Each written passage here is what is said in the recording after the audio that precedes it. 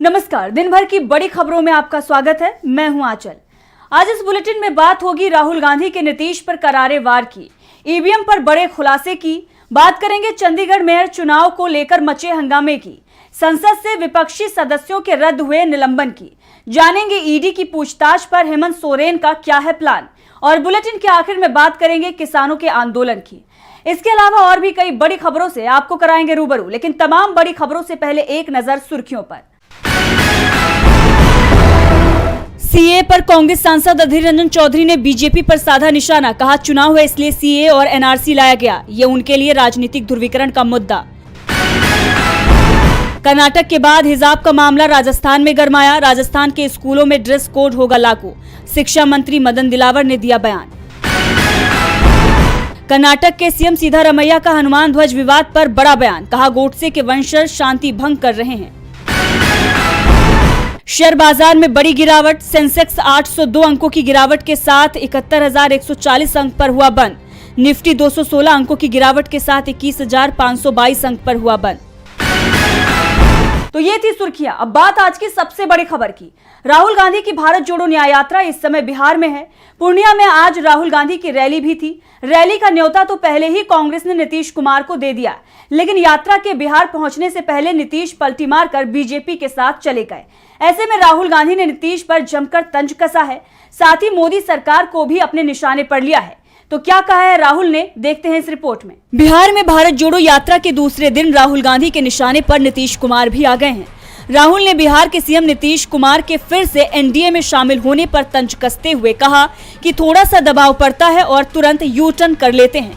दबाव क्यों पड़ा? क्योंकि हम आपके अधिकारों के लिए काम कर रहे हैं।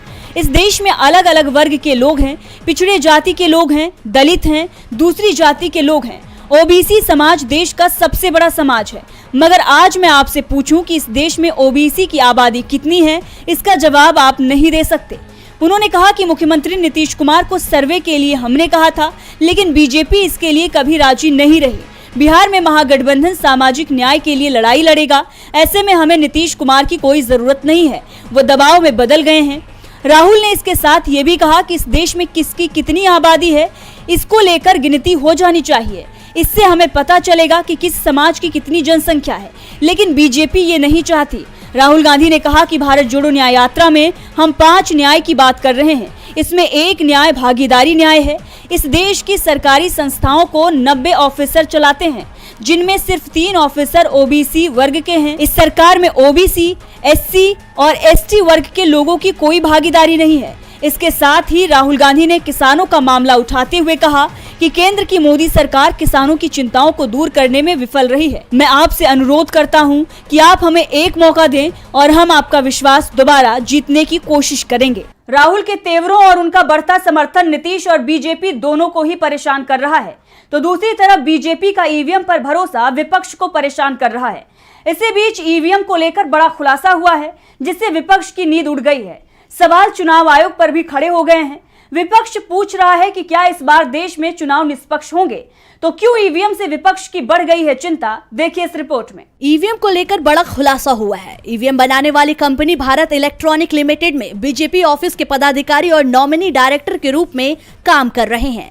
ऐसे में सवाल उठ गए हैं कि क्या ईवीएम सुरक्षित है। दरअसल भारत सरकार में सचिव स्तर के अधिकारी रह चुके सेवानिवृत्त आईएएस अधिकारी ईएस शर्मा ने चुनाव आयोग को पत्र लिखकर कहा है कि ईवीएम बनाने वाली कंपनी के 4 स्वतंत्र निर्देशक बीजेपी से जुड़े हैं। निष्पक्ष चुनाव के लिए बीजेपी से जुड़े इन व्यक्तियों को निर्देशक पद से हटाया जाए और जो भी कार्रवाई हो उसे सार्वजनिक भी किया जाए। इसे लेकर कांग्रेस महासचिव रणदीप सिंह सुरजेवाला ने कहा, अगर भारत इलेक्ट्रॉनिक लिमिटेड ईवीएम की मैन्युफैक्चरिंग करने वाली कंपनी में बीजेपी ऑफिस के पदाधिकारी और नॉमिनी डायरेक्टर हैं, तब क्या ईवीएम सुरक्षित है? क्या इस स्थिति में मुक्त और स्वतंत्र चुनाव हो सकते हैं? इलेक्शन की पवित्रता को कौन बचाएगा?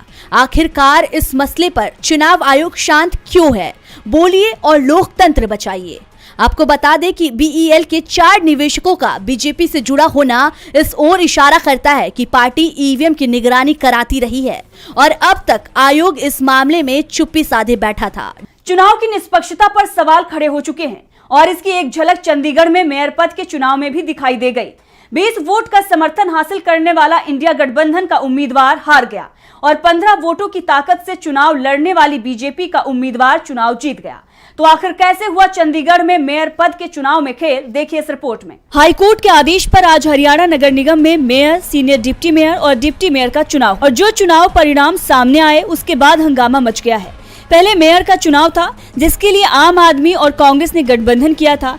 इस गठबंधन पर निगम की 36 में से 20 वोट थे, जबकि बीजेपी के पास सांसद का वोट जोड़कर 15 ही वोट। लेकिन चुनाव परिणाम घोषित हुआ तो बीजेपी उम्मीदवार मनोज सोनकर को 16 वोट मिले। बीजेपी को अकाली दल का 1 वोट और मिल गया, जबकि इंडिया गठबंधन के उम्मीदवार कुलदीप को 12 वोट ही मिले। गठबंधन के पक्ष में गिरे 8 वोट रद्द कर दिए गए, जिसके बाद बीजेपी उम्मीदवार को 4 वोट से विजयी घोषित कर दिया गया। जैसे ही चुनाव परिणाम सामने आए, निगम में हंगामा मच गया और इसी हंगामे के बीच सीनियर डिप्टी मेयर और डिप्टी मेयर के चुनाव भी हो गए, जिसका इंडिया गठबंधन ने बहिष्कार कर दिया और दोनों सीटें भी बीजेपी के पाले में चली गईं।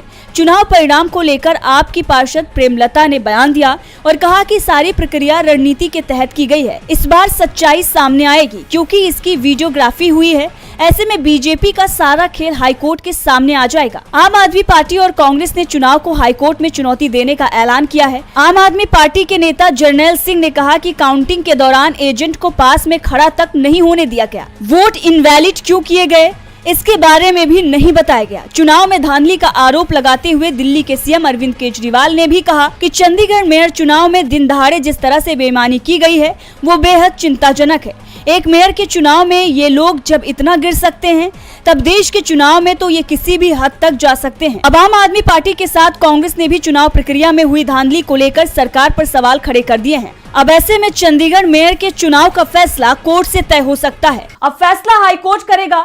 आम आदमी पार्टी और कांग्रेस को उम्मीद है कि कोर्ट जल्द ही फैसला कर देगा। वैसे विपक्ष के लिए आज राहत की एक और खबर आई है। संसद के शीतकालीन सत्र में विपक्ष के 146 सदस्यों को निलंबित कर दिया गया था। देखिए इस रिपोर्ट में पूरी खबर। संसद के शीतकालीन सत्र के दौरान विपक्ष की पार्टियों ने संसद की सुरक्षा में हुई चूक के मामले में मोदी सरकार को सवालों के घेरे में खड़ा कर दिया था। इसी दौरान संसद में खूब बवाल मचा हुआ था और इस बवाल के बीच राज्यसभा और लोकसभा से 146 विपक्षी सांसदों को निलंबित कर दिया गया था। लेकिन बजट सत्र से पहले सस्पेंड किए गए 146 सांसदों का निलंबन रद्द कर दिया गया है। सत्र से पहले हुई सर्वदलीय बैठक के बाद मंगलवार को केंद्रीय संसदीय कार्य मंत्री प्रहलाद जोशी ने ये जानकारी दी है। केंद्रीय मंत्री प्रहलाद जोशी ने कहा कि मैंने केंद्र सरकार की तरफ से लोकसभा अध्यक्ष ओम बिरला और राज्यसभा सभापति हरिवंश नारायण सिंह से विपक्षी सांसदों के निलंबन को रद्द करने का अनुरोध किया था। उन्होंने ये निलंबन रद्द कर दिया है। 31 जनवरी से निलंबित सांसद सदन में लौटेंगे। संसद के शीतकालीन सत्र के दौरान कुल 146 सांसद सस्पेंड किए गए थे। राज्यसभा से 46 सांसद निलंबित हुए थे। इनमें 35 सिर्फ एक सत्र के लिए सस्पेंड हुए थे। वहीं 11 सांसदों के सस्पेंशन का मामला प्रिविलेज कमेटी को भेज दिया गया था। अब इन सभी सांसदों का निलंबन रद्द कर दिया गया है। जोशी ने कहा कि सरकार हर मुद्दे पर चर्चा करने के लिए तैयार है। दूसरी तरफ विपक्षी दलों के तरफ से भी साफ कर दिया गया है कि वो इस बार अपने रुख में बदलाव नहीं लाएगी। ये लोकसभा का अंतरिम सत्र है। इसके बाद लोकसभा चुनाव का ऐलान हो जाएगा और जून में फिर नई लोकसभा का गठन किया जाएगा। सर्वदलीय बैठक के बाद कांग्रेस सांसद प्रमोद तिवारी ने मीडिया से बातचीत की और कहा कि हमने असम में राहुल गांधी की यात्रा पर हुए हमले और राज्य सरकार की तरफ से लगाए गए प्रतिबंधों का मुद्दा उठाया है।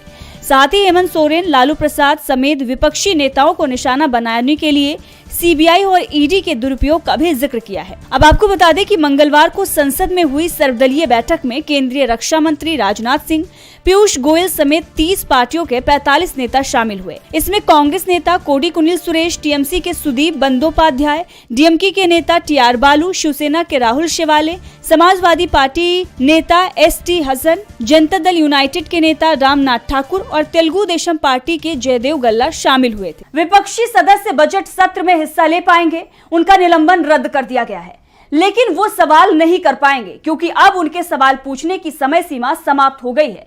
लेकिन सवाल झारखंड के सीएम हेमंत सोरेन से जरूर पूछे जाएंगे।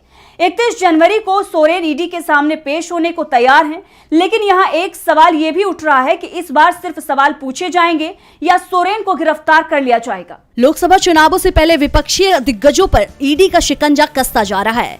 लालू यादव के बाद अब बारी झारखंड के सीएम हेमंत सोरेन की है।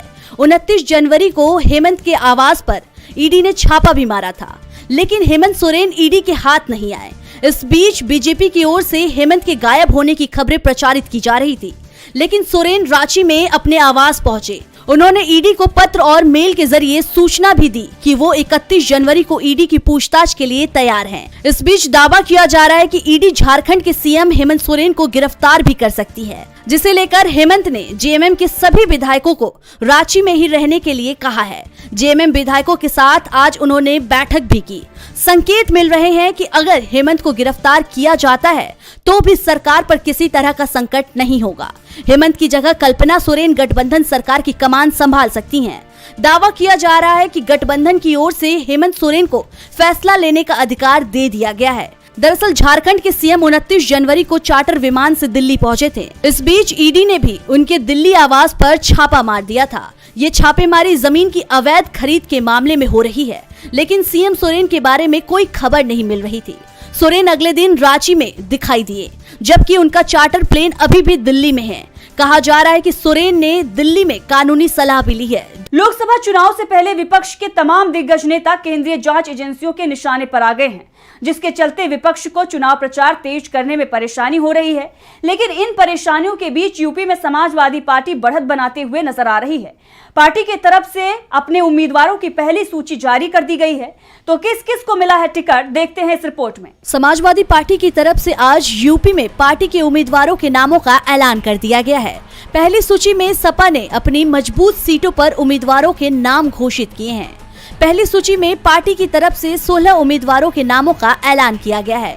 अयोध्या, फैजाबाद सीट के साथ गोरखपुर और लखनऊ की सीट से भी उम्मीदवार के नाम का ऐलान कर दिया गया है। सपा की पहली सूची में संभल से शाफिकुर रहमान, फिरोजाबाद से अक्षय यादव, मैनपुरी से डिम्पल यादव, एटा से देवेश शाक्य, बंदायूं से धर्मेंद्र यादव, खीरी से उत्कर्ष वर्मा, दौरहरा से आनंद भदौरिया, उन्नाव से अनु टंडन, लखनऊ से रविदास मेहरोत्रा, फर्रुखाबाद से नवल किशोर शाक्य, अकबरपुर से राजा रामपाल, बांदा से शिव शंकर सिंह पटेल, फैजाबाद से अवधेश प्रसाद, अंबेडकर नगर से लालजी वर्मा, बस्ती से राम प्रसाद चौधरी, गोरखपुर से काजल निषाद का नाम शामिल है।